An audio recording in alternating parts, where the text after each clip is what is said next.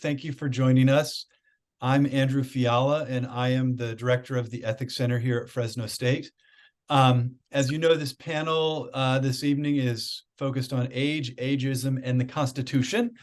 So what's going to happen this evening is we're going to start, I'll introduce folks, but we're going to start with a very short video that Lily, my student assistant, made showing a couple Fresno State students and their views of age, ageism, and the Constitution. Judge Oliver is the main speaker, so he'll have about 10 to 12 minutes to speak, and then each of our three student panelists will follow up with 5 to 6 minutes of comments. That should leave us with plenty of time for conversation, and we're going to use the Q&A and the chat functions here in Zoom for that. So folks in the audience, feel free to post to the chat or the Q&A, and we'll make sure that those comments get translated for folks. But just let me tell you, we're recording this, and this is a public event, so we want to, be on our good behavior here and practice civil discourse and civility. And don't say anything in the chat that you wouldn't want your mom or grandmother to know about. That's one kind of rule of thumb there. So now let me introduce our panelists, and then we'll get going. Judge Robert Oliver is a senior counsel at Baker, Manick and Jensen and a retired judge. He has worked for more than 48 years in the San Joaquin Valley, where he's worked as a transactional business and estate planning lawyer for 22 years. He was a board certified estate planning trust and probate law specialist. That was prior to his appointment to the bench, where he served for nearly 20 years. Immediately to his retirement from the bench in 2015, he sat by assignment on the Court of Appeals in the 5th Appellate District. Judge Oliver is also a 1966 Fresno State graduate, and he served as chair of the CSU Fresno Foundation for 17 years. So we're really excited to have him as part of this panel. We have three students with us. Faith Van Hoven is a Fresno State student, and she is a student senator for the College of Arts and Humanities. She's a philosophy major with an emphasis in pre-law. And she actually helped plan this event. So thank you, Faith. I'm really glad that we could collaborate in that way. Marco Flores is also a student senator. He is the student senator for the College of Social Sciences. Marco is pursuing a BA in political science with a minor in military science. Thank you for joining us, Marco. And then finally, we have Michaela Silva, who is a student at Clovis Community College, where she's majoring in philosophy and communication. She reached out to me sort of out of the blue over the summer and said she wanted to get involved in some stuff at Fresno State. And here she is on this panel. So Michaela, thank you for volunteering. And it's so cool we have representation from Clovis Community College. So we'll turn the floor over to Judge Oliver in a moment, but let me begin by sharing this short video that shows Fresno State students thinking about age, ageism, and the Constitution.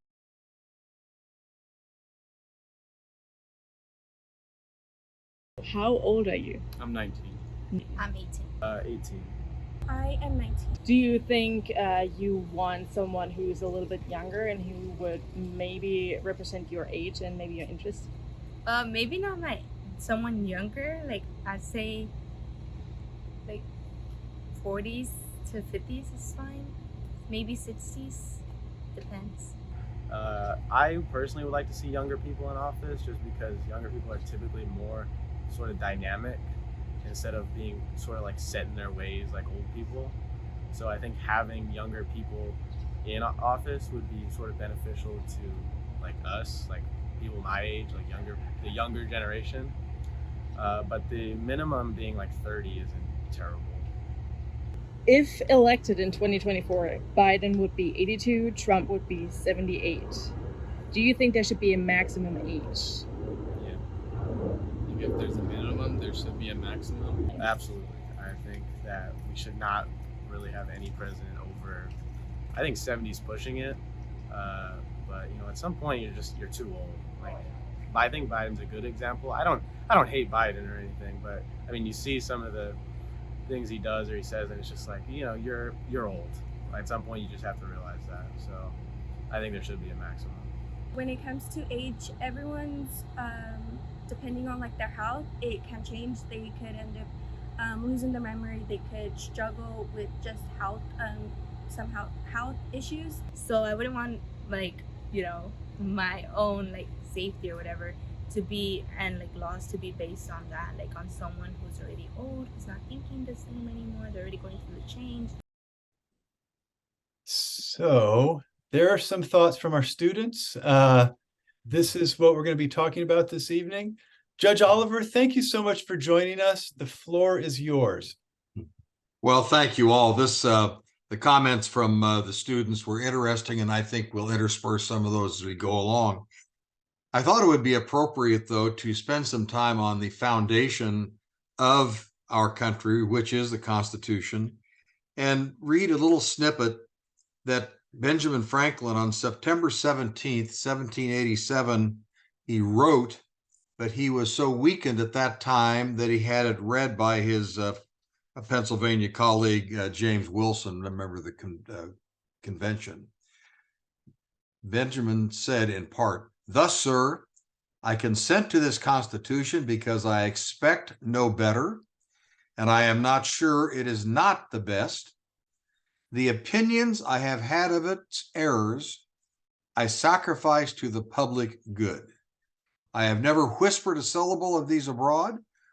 Within these walls, they were born, and here they will die.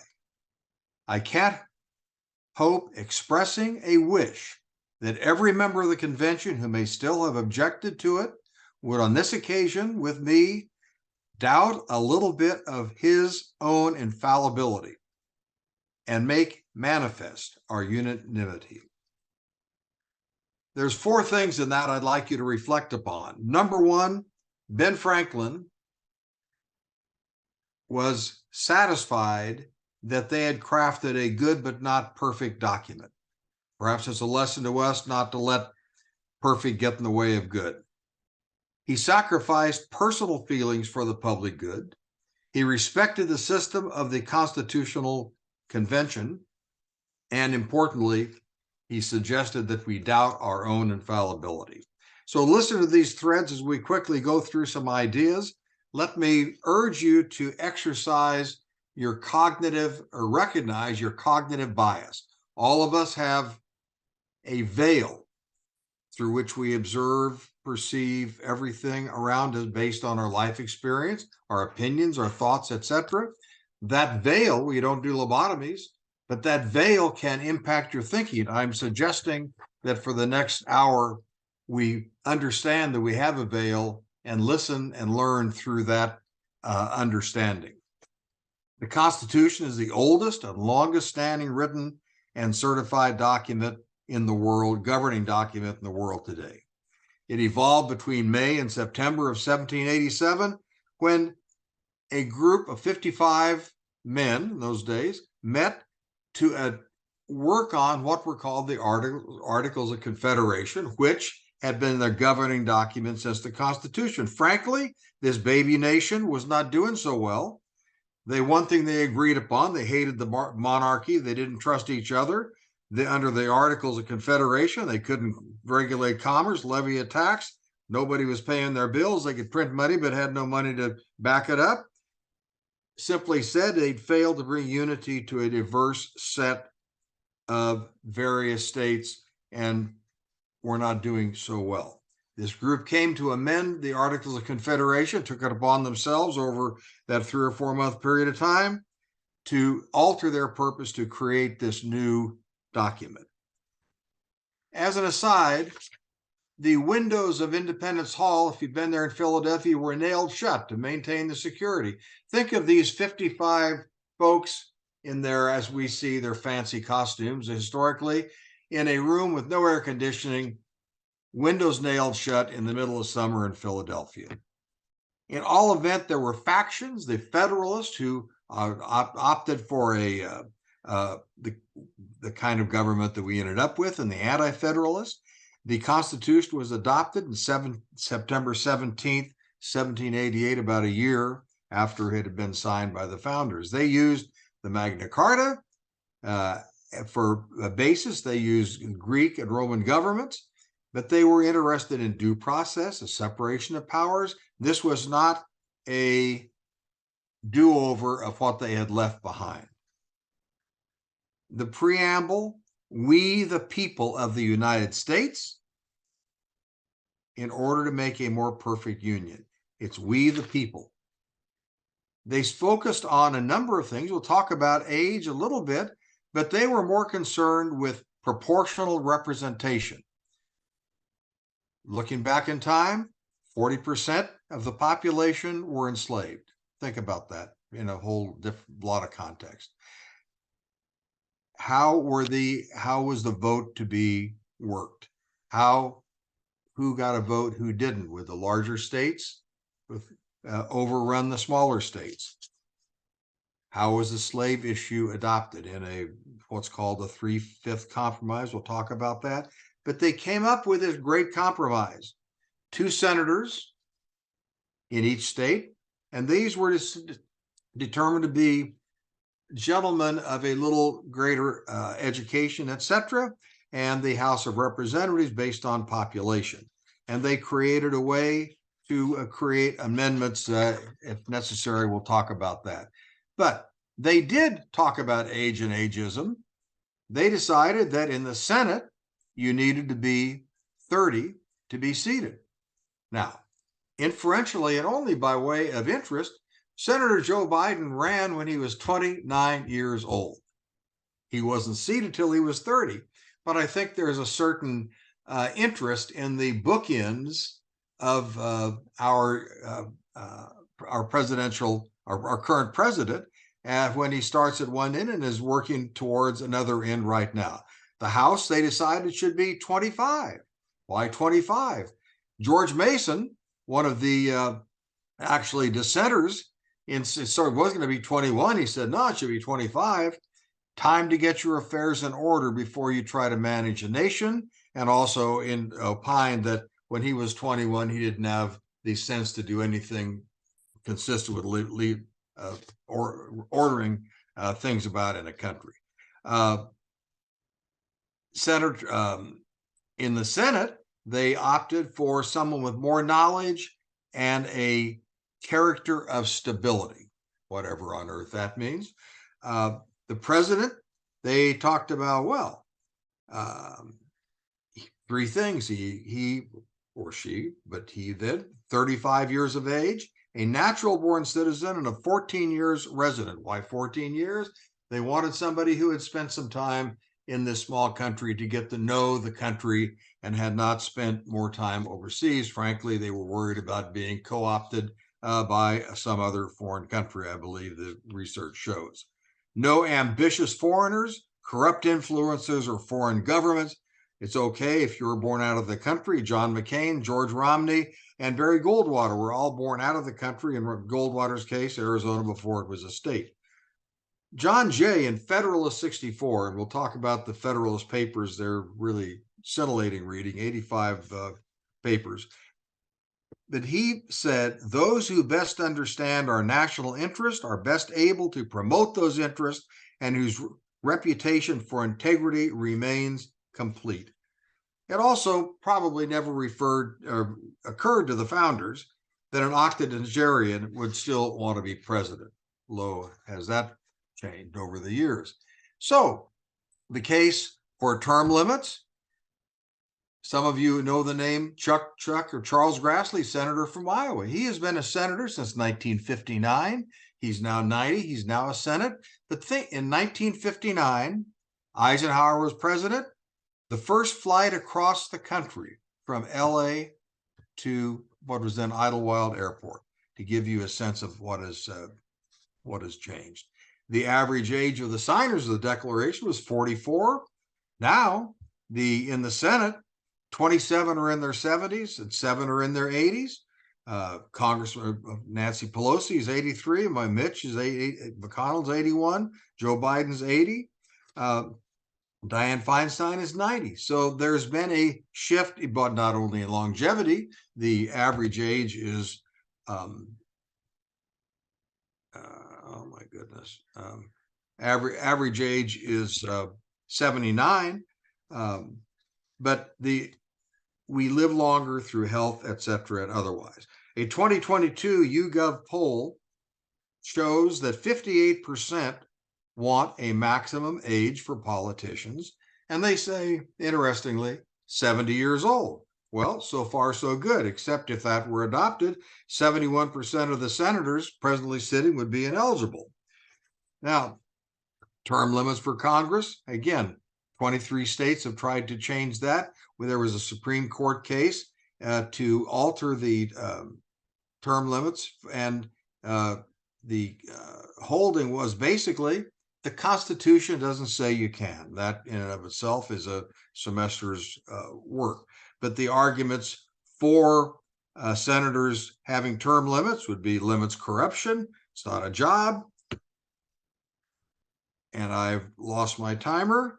Oh, gracious. So, Dr. Fiala, please shut me off here momentarily. But the other is experience is valuable. Don't throw the baby out of the bathwater just because there's of a corrupt few, and off we go. There's in order to change term limits, which we'll talk about, 34 states can order a constitutional convention. We've never had one of those. There's some reading and writing that says that would be full of mischief. The Atlantic magazine, an article in 2020, said the following: only in America does so much power rest in the hands of elderly judges. I take no umbrage to the term elderly and judge personally, but discussed by the framers, they did discuss age. Alexander Hamilton, in his one of the Federalist Papers, dismissed the imagery of a superannuated bench, older bench, and he won that argument, obviously, whereby others said that you needed some sort of term limits. Now, Ruth Bader Ginsburg served until she was 87. Some would say, why did she serve so long? She did not want to give up her seat when there was a president whom she thought might make appointments that were not of her stripe, if you will. No other democracy has the kind of tailgate or twilight judges that we do. If any of our judges would have served in Canada, Britain, Australia, there would have been mandatory retirement ages. They chose that we didn't have those. Hamilton said, few would outlive the season of intellectual vigor. Keep in mind, intellectual vigor. The idea of lifetime appointment was meant to help ensure independence of judges. And we've all seen judges who make an unpopular decision and are run against. That was one of the reasons, the pros and cons. If you look at the present bench, Kasich's 55, Kavanaugh's 58, Coney Barrett's 51. And that's pretty young. They're going to be around for a long time. There's a suggestion to cycle to an 18-year cycle where every sitting president would get an appointment every 2 years, would give the Senate some people to take a look at. Age, the pros of that: age would not be an issue. Experience wouldn't be. An 18-year term would allow somebody at 45 or 60 still to save 18 years. However, it doesn't get to the real problem, which is an activist judge going from one bench to another. The voters, traditionally we talk about, well, if we don't like the rascals, we will elect somebody else. America in politics, but presently for the Supreme Court and the federal bench, the expression, I didn't make this up, it was Americans are stuck with the judge that they may not like. David Garrison, a historian, said, we get these justices who become too full of themselves and want to be public celebrities and have been convinced that their continuation in office is necessary for the well-being of the country. That is open to some discussion, I suspect. But going back to William Douglas in the 70s, Thurgood Marshall earlier, we're all determined to have lost a step as time goes on. There's statistics that shows that after you're in your 70s, you begin to lose a step physically or otherwise. That you may still be far ahead of those much your junior, however, I would add. Just as an example, Justice John John Paul Stevens served until he was 90. When he retired, he wrote 3 books in 9 years before he died at 99. So retirement age is in a state of mind. George Mason again argued that at 21 he wouldn't want anybody to be subject to his determinations. James Madison talked about senatorial trust requiring a 30-year-old person to run for that office. So we look at what our founders did. They didn't live as long. They were more concerned. They did discuss appointments on the lower end, and they had vigorous discussion. The point I would suggest for as the discussion goes on is they stayed in that hot Independence Hall for 3 months, hammered it out, and created a document which has been called the Great Experiment.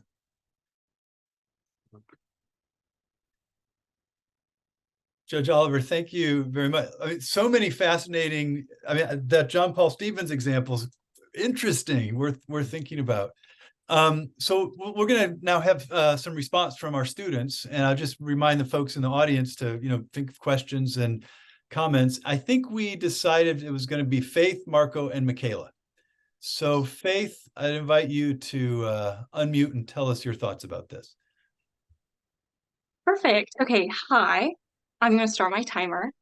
So I just want to thank Dr. Fiala and the Ethics Center for inviting students to participate in something like this and bring a conversation to the table. Next, I'm going to structure my argument in a bit of an interesting way. I'm going to start off what I think the solution is, and then express some questions that will hopefully engage in some critical thinking and end with maybe a happy note, hopefully. So first, I want to start with a few statistics. The average age of an American citizen is around 38. Half of the US Senate is over 65 years old, and the average life expectancy when the Constitution was written was around 37. Now, my potentially controversial idea for a solution to the idea of ageism and discrimination is a competency test. I think that in our public sphere, people that invite themselves to be representatives to the public, we need to have some accountability and reliability on those people that are elected. And I think perhaps the best way is for them to prove to the American public that they are competent enough to lead and represent us proportionally. So I think that when we look at the constitutions and why the age requirements were established, it was an idea, some sense, for competency and for someone with a bit of life experience to add and help our nation. So I start off with the question of, is an age bias fair? Where does the age bias come from, and how do we institute it in a way that is fair to, younger people as well as older people?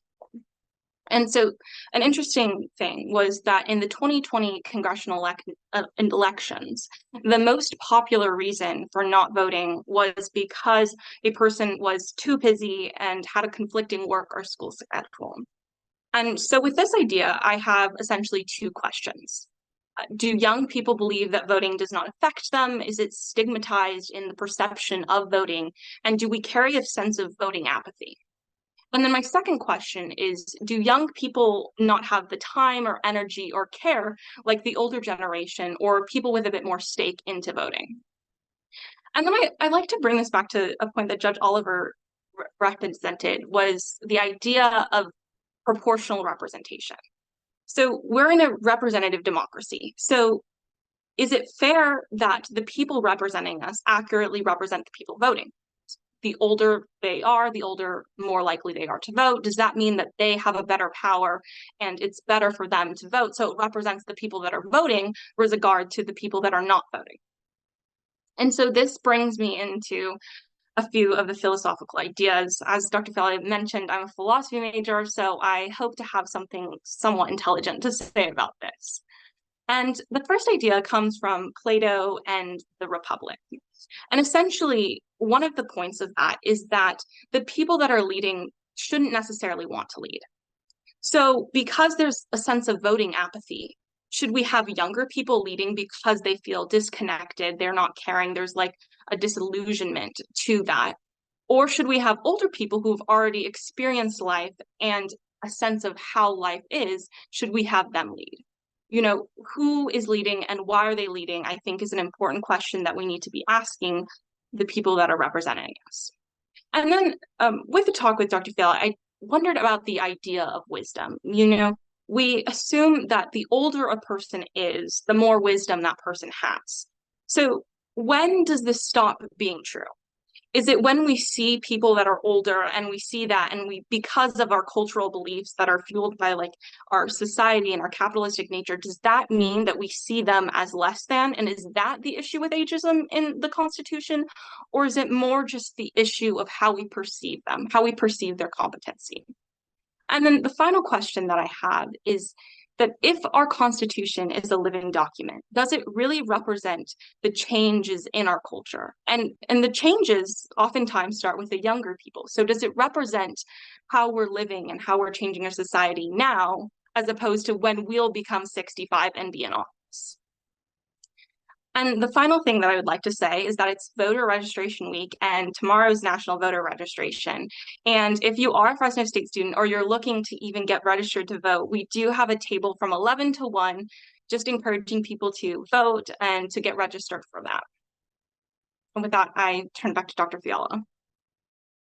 Thanks, Faith. Good plug for the voter registration drive. That's really wonderful. Okay, Marco, welcome to the conversation. All right, good evening, and thank you for allowing me to speak today. My name is Marco Flores. I'm a student at California State University, Fresno, and I'm an ASI Senator for the College of Social Sciences. I do not represent any outside organization, and my views are my own. So let me start off. The United States Constitution itself does not explicitly endorse ageism or contain provisions that discriminate based on age. However, one could argue that certain provisions indirectly perpetuate age-based discriminations. For example, the minimum age requirement to hold public office for the presidency is 35 years old. And for the US Senate, it's 30 years old. The US House of Representatives is 25 years old. And this could be seen as some form of age-based discrimination in the form of representation. It does not make sense that an American citizen can vote at the age of 18 years old, but is unable to run for these federal offices, which then, again, creates a lack of representation for the younger generations. Younger citizens who have displayed exceptional leadership qualities and knowledge may be excluded from these roles solely based on their age. There are plenty of local officials that hold offices in city councils and state legislatures across the country whom won their elections at the age of 18 and are successfully representing their constituents. This raises the question about whether such age restrictions in the Constitution are consistent with the principle of equal opportunity. This constitutional barrier on federal office can be seen as age discrimination. Supporters of these age requirements may argue that there is a balance with experience and maturity that is demanded in these high offices, ensuring that individuals in these positions have a certain level of life experience. However, I would argue a key question remains, whether the age limits are still the best way to achieve this balance, and whether they inherently discourage qualified individuals from participating in public service. Although this could limit the pool of potential senators, representatives, or even a future president based on their age, and continue to hinder representation of diverse viewpoints and experiences. In conclusion, while the United States does not explicitly promote ageism, some of its age-related requirements for public office have been critiqued and potentially perpetuate age-based disparities. The ongoing debate over these requirements underscores the evolving nature of societal attitudes towards age and needs to ensure that there is eligibility criteria for positions of powers that are relevant and equitable in an ever-changing world. I believe that constituents should have the opportunity to vote for a person to represent them, despite their age. If there is no maximum age requirement, there should be no minimum. If you can vote, you should be able to run. I would argue that it's important to reevaluate such age criteria in the context of modern governance and equal representation. Thank you. I yield my time. Marco, thank you. This is really provocative. We're going to have to talk about this. How interesting that if you can vote at 18, why can't you serve? That's really an interesting, important point. Thank you for sharing that, making that point. Okay, Michaela, the floor is yours. So, being the only non-Fresno State student on the panel, I'd like to thank Dr. Fiala for allowing me to be on this panel and be a part of this wonderful event. With that being said, I'd like to bring up a different point of view that I personally kind of have, because I think it's also important to look at the voting age, because I know that's not a conversation that we have like had so far. The reason why I believe it to be important is because I have been on the younger side of politics, because I left high school at the age of 16. So going directly into college meant that I was usually the one who faced quite a bit of ageism, not for being older, as most people would have faced, but for being younger. With that being said, I'd like to look into the various kinds of literature that surround either lowering or highering the voting age. So in the UK, there's actually, I believe, in Scotland or several Scottish states, their voting age has been lowered down to age 16. And in those states, they actually found that more people were coming out and voting, which increased the voter turnout overall versus different states in the UK that actually had the voting age be still 18 or somewhere around that age. So the positive of lowering the voting age would be having people come out. But then the question becomes, are they politically mature enough to vote? And I think that's a question that we're going to want to grapple with today, because how are we going to be defining political maturity? Because that's what this question vests on. Because the opposite side of that is also increasing the voting age. I know there's some people who want to raise the voting age back up to 21 as it was in the past, and even more who actually want to raise the age up to 25. The only problem is creating a higher age requirement calls into question the age of majority, because at the age of 18, people are allowed to be tried as an adult or sign legally binding contracts. Now, the question becomes, why are we allowing them to be tried as adults and sign these contracts that could change the course of their lives, but not allowed to decide the future of the country? Which brings me into the opposite end of the spectrum, which is imposing age limits, and the possibility of a mental capacity test. So what's really interesting is there was actually a case that was tried called the US term limits versus Thornton in 1994, which determined that no electoral limits should be added to states because it's unconstitutional. So the argument can then be made that adding term limits means that you're changing qualifications that were set out in the Constitution. So if we're not allowed to add term limits, then we shouldn't be allowed to add age limits either. And then the question also becomes, to what extent is adding an age limit going to be arbitrary? Because we're going to have to pick a number, but based off of what are we going to be able to decide that specific number? No matter what age we decide, there's going to be some extent arbitrariness to it, which brings me into the possibility for ageism affecting who we elect. So there's a lot of literature that found that age is more important than race and gender in terms of who people vote for. But then there's also a very recent study done by Roberts and Wallach that found that now there's not much evidence to suggest that people are voting based off of age, more so they're voting based off of the political opinions that they have. However, when actually looking at the job performance of elected representatives, more people were more likely to be critical of people who were older than they were to be critical of people who were younger. And that's something I want to keep in mind when we're exploring the ideas we do today, which is there a reason that they're more critical of people who are older? Is it because they believe they should have more experience and therefore not be making the same mistakes? And then that brings into question, why are we letting the younger people make the same mistakes? With that being said, I'd like to move into the idea of mental health and mental capacity assessments being taken into account, just as Faith suggested. So what's actually interesting is we're also looking at Plato's Republic. So the idea that people, or guardians as they're called in the Republic, shouldn't want to lead is something very interesting that we can look at further on, and I'm sure we're going to be discussing this. But when we look at adding mental assessments, the question is, the problem is we haven't seen really any other countries do it. I know South Korea has certain limitations on having mental health issues and serving in politics, but besides that, I can't really think of any other countries that have done some sort of thing akin to that.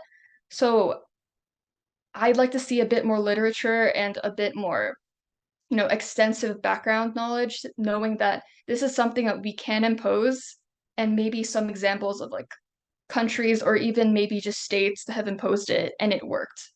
With that, I yield my time and I thank everyone.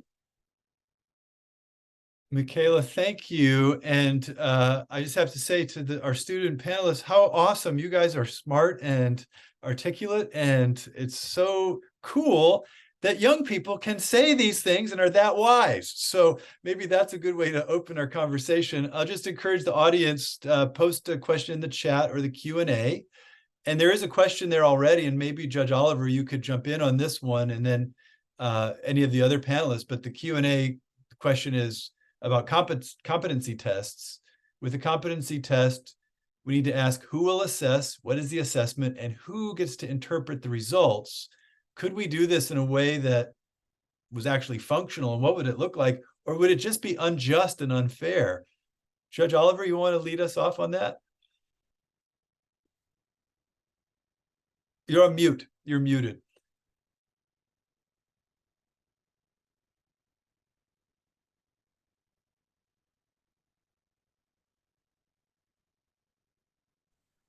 The proponent of the question has obviously been reading the literature, because those are some of the issues that you come up with. That I was going to query Faith, particularly about how you develop a test. At what age do you would you be required to take a test? Is there some objective evidence of that would lead one to be required to take a test? It is fraught with a lot of ideas. Now, a lot of the ideas we're talking about are inhibited by the four corners of the Constitution, and there are ways to amend the Constitution by 3/4 of a vote of Congress, and then going to the states, and then 3/4 of the votes of the various houses, or ultimately by what's called a constitutional convention with 34 states meeting together. That is, in a lot of the literature, that is variously called a recipe for disaster or something less complimentary. But yes, all of us would like an idea of what is competence, but and we're not speaking of individuals, but we're seeing Dianne Feinstein clearly has some limitations. President Biden clearly has some limitations that were not evident before. Donald Trump, well, that's an interesting description, but we are. I'm wondering if we are not focused on the issue of competency, because it seems to me that we are visited in this time, real time, with more examples of seasoned, dedicated politicians who, to the average observer, are not as quick as they were now. And some may be quicker as they are now than many were in their prime. So long answer, but it's a very challenging issue, and would first have to pass constitutional muster. Good luck, amendment muster.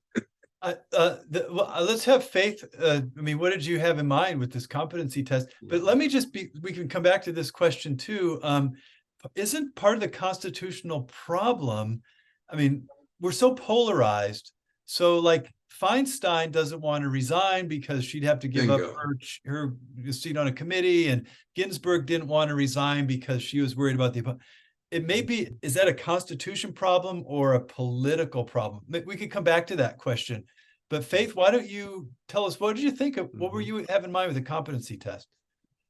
I think it's interesting because my whole idea, or it's not my whole idea, but when I'm on the road and I'm driving and, usually like the older people are driving slower or they're doing things that just seem a bit irrational. I think that that's like where the whole thing starts. We need to establish some kind of assessment that takes in, it's not necessarily a test of intelligence or, how much knowledge you have, but the ability to think on your feet and reflect and think that rather quickly than having to like have other people feed you what to say. Like, I feel like we need to have higher standards in regards to our politicians and how they present themselves. So I would go back to the driving metaphor. I don't want people that are bad drivers and who can't drive due to their age to be leading in that sense. Like a drive test for Professor, office. may I just say one little, I started my comments by speaking of cognitive bias, and I would just respectfully wonder if perhaps Faith has not exhibited some cognitive bias because from her veil of experience, older people, and I'm not being very sensitive about this, of course, but are irrational, bad drivers, and they drive too slow. I've been accused of many things. Driving too slow is not among them. So if we were teasing this out, I would probably be asking Faith, where is the data that shows that aside for the extremes on both ends, that people of a certain age are discernibly worse drivers? But good, it's as good an analogy as any. Is there a constitution test? I mean, like there's a driver's test that shows the rules of the road, but in order to serve in Congress, there is no such thing, right? Well, did we all go to the 8th grade? Isn't that where we learned the U.S. Constitution? Or was that in high school? I don't remember. In theory. Marco, what do you think about this? And you also, Marco, I thought you very interestingly said that, that younger people should be allowed to serve their as representatives, especially if they're competent, if they're knowledgeable and they're engaged. And you want to tell us what you think about that? See, my personal belief is I'm not a fan of any sort of test to be able to run for local office. I just believe it's going to create more barriers and make it harder for people to run for office instead of encouraging more people to run for office, especially younger people. Like I said, I don't believe that there should be a maximum requirement, but I also don't think there should be a minimum. If you are eligible to vote, like I said, I believe you should be eligible to run. Mayor of Stockton was 21, I think, when he, I'm not sure if he's still the mayor, but that's, an unusual example, but got pretty good marks. Let me remind the audience that you guys can put questions to the chat or in the Q&A. Judge Oliver, in terms of the lower age, Michaela said, why can't the voting age be dropped to 16? We can drive cars when we're 16. Why can't we vote when we're 16? And maybe you could remind us of how the voting age changed. It was not the voting age is not a constitutional issue. The voting age is enacted by Congress, I believe. So that doesn't get into the wicket of a constitutional amendment, because certainly the issue was, I'm a Vietnam era veteran. I did not go to Vietnam, but I was a Vietnam era veteran. Big difference. But when young men were getting drafted at 18 and couldn't vote or couldn't drink, there's a certain disparity in fairness. But if there is a movement, where is the elected folks that could change the law may not be so inclined to change the law because the folks who would like to vote, like the law change, can't vote. There's a certain discussion about I'd like to help you, son, but you're too young to vote. I think that was a tune somewhere. Michaela, you care to respond? Yeah, totally. So, I brought up the idea of lowering it down to age 16 just as a way to look, my apologies, I believe I was looking at it through the lens of just ageism within politics in general and not just confined to the Constitution. Fair enough. So I was just grappling with the idea of maybe 16 because I now knowing the reason behind why it was 18, because it went down from 21 to 18, I believe, in 19 something. I don't know the exact year, but the question just becomes, my question was just, why did we choose 18? And I believe you answered that. But then on the flip side, the question becomes, why not back to 21? Why not 25? Because I know that's an opinion that's been displayed several times, I believe, by actually a Republican elect who's actually running for presidency right now.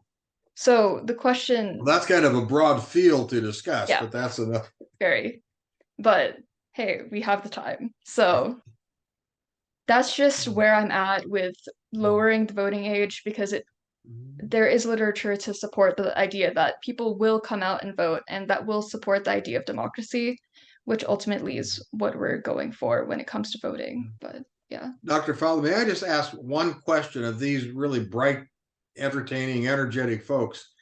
You talked about Michaela coming out to vote at whether age 16 or whatever. Why on earth at age 18 or age 80 do we have presidential elections or other elections where you have a 30% or a 28% or a 35%? It's you may talk to some of your friends. I heard someone say, "Oh, I'm too busy." Well, I of all those arguments are specious. That's a term I learned somewhere. But why in your group of peers, age-wise, those that say they don't vote, why are they not voting?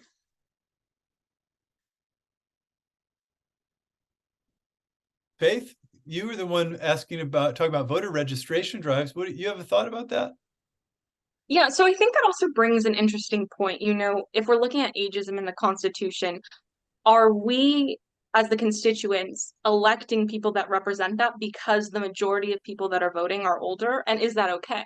If we're looking at who cares enough, who cares about our country and what we stand for, should it be with the people that go out and vote and don't make excuses when there's a lot of opportunities and ways to vote?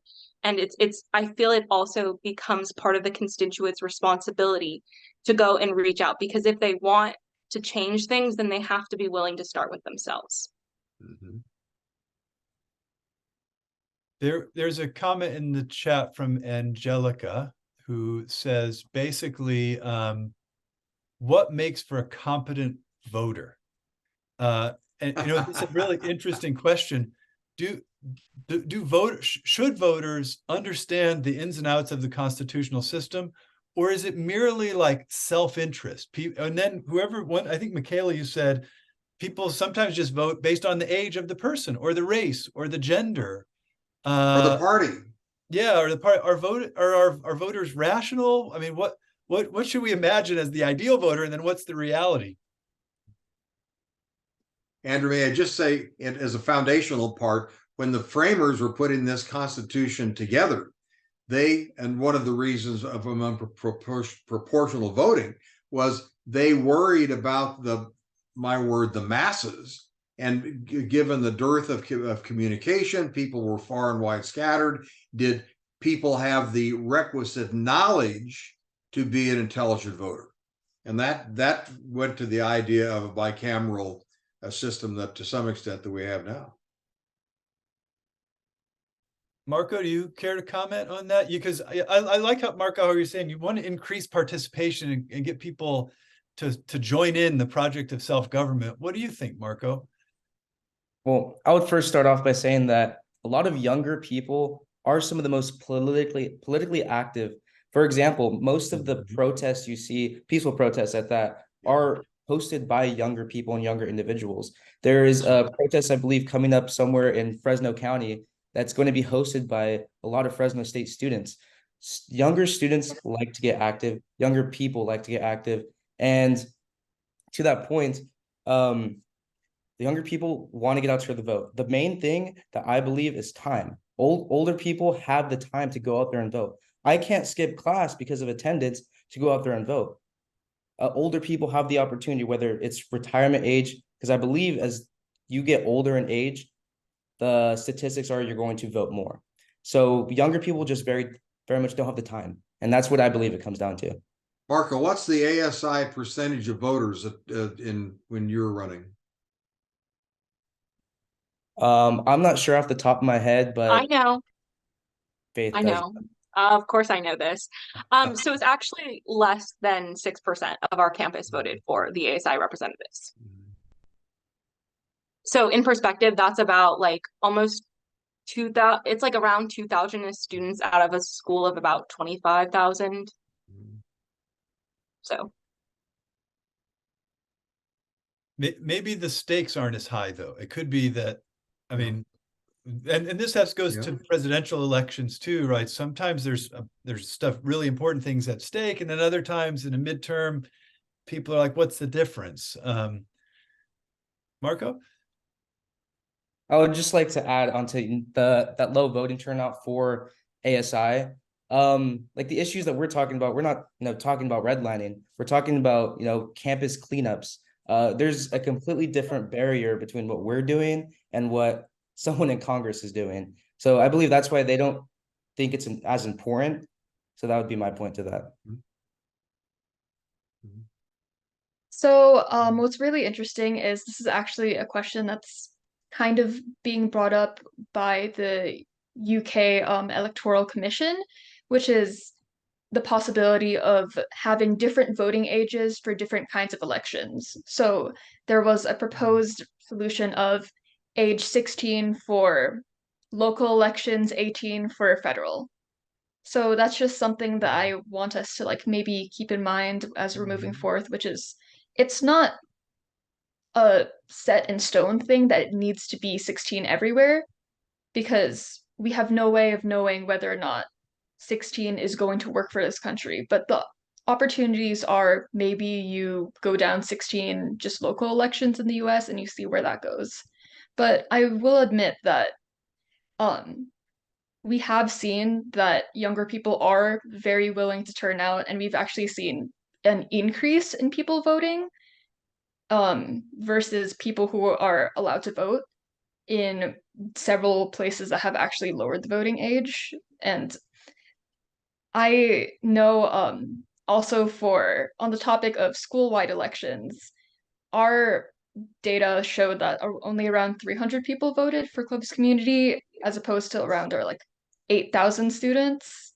So it's like pretty consistent that people aren't really coming out, but that's I think just has to do with the fact that we are a school organization and slightly less, out there and quote unquote important than maybe like somebody determining something in the Constitution. There's a really interesting question in the Q&A, and this may be the last thing we get a chance to talk about because we're running out of time here. But the person says that the drinking age was raised to 21 in order to prevent accidents because people drink and drive, especially young people, are dangerous. And then the question says, does Marco's reasoning then support the conclusion that the voting age for president should be raised to 35 because, and Judge, you said stability and knowledge matter, right? So maybe we only need the wise, stable, older voters to vote for president. I'm wondering if the Electoral College should play some factor in there, sort of how that was supposed to work. But I don't know, Marco, and then maybe we conclude with Judge Aller if you have a couple comments about this. Marco, what do you think about that question? Well, that would arise a slew of issues. But like I said before, if you can vote at the age of 18, let's just use me as an example for right now. I don't have the ability to run for president of the United States, even if I wanted to, even if I had the world's support behind me. millions of dollars to fund my campaign. I could not run. And that creates a surplus of issues because I could represent a lot of people, and a lot of people might actually back me if I were to make that run, but I don't have the opportunity. The Constitution doesn't allow me to make that run. Judge, what do you think? We have about 3 or 4 minutes left here. Some words of wisdom. We're talking about Well, age. I'm old. That does not mean wise, but I appreciate the opportunity. A person at Tenke Cox on the Continental Congress Committee said, in advocating for a 35-year president, he cannot be an idiot, probably not a knave or a tyrant. For those who may know him, so discover it before the age of 35. Therefore, he cannot be elected. That might go to the issue of age brings wisdom. I think there are statistics or studies that show your mind, our brain does have a maturity level, and I've seen various things at 28 or perhaps as high as 30. So that may go to the issue of judgment. Somebody flashed on the screen, age does not beget wisdom. And if there is ever a truer statement, I'm not sure what it is, but we, like in many things, I think we of any age know it when we see it. If someone is a jerk, my euphemism, people of most ages figure that out. If an 18-year-old comports him or herself in a manner that inspires confidence, off we go. Judge, you also had said, in terms of, I mean, like we're talking about the Constitution, the difficulty of amending this document. I mean, we're really talking hypothetical about ages. Yes. So, I know there's just a couple minutes left, but there is this problem of polarization in our country and the feeling that things aren't working, and some of the age stuff is related there. People Absolutely. get really upset. Is that just we're just stuck with this thing? You know, we have it's 200 some odd years old, and we can't really change it and fix it. What do you think? Like, hope Well, for the future? one would say this was the grand experiment. One could hypothecate that these folks that were in that hot Independence Hall with the windows shut wanted to make things so that at the whim of a certain moment or period of time, there could not be a profound change. That's what those folks thought, whether that is good today. But your issue, Dr. Fiala, of polarization, we cannot have a discussion because everyone is angry. You and I don't disagree. I disagree with you. Therefore, I hate you, and I'm going to speak loudly to you on the assumption that if I speak more loudly, you'll listen more carefully. Your polarization piece is of such concern, and I'm not sure it's a constitutional issue or a philosophical issue or a let's get a grip on it issue. Yeah, maybe it's a human nature issue. Yeah. Well, we're reaching our conclusion. I thank Judge Oliver. Thank you for your time and wisdom on this. And our students, I'm so impressed to hear young people, rise to the occasion and bring their wisdom to bear on this. This is, as you know, and Judge, you mentioned this, September 17th is the annual Constitution Day. So it's a perfect time to reflect on our nation.